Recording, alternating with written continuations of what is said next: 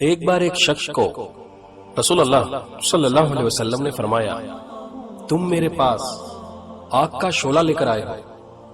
اس شخص نے کیا کیا تھا؟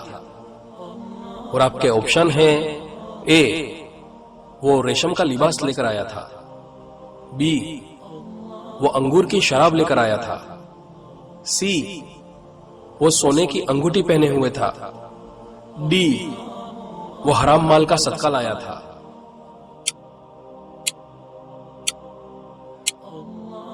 اور اس سوال کا صحیح جواب ہے سی، وہ سونے کی انگوٹھی پہنے ہوئے تھا۔ ابو سعید خدری رضی اللہ عنہ سے روایت ہے کہ ملک نجران کا ایک شخص رسول اللہ صلی اللہ علیہ وسلم کی خدمت میں حاضر ہوا۔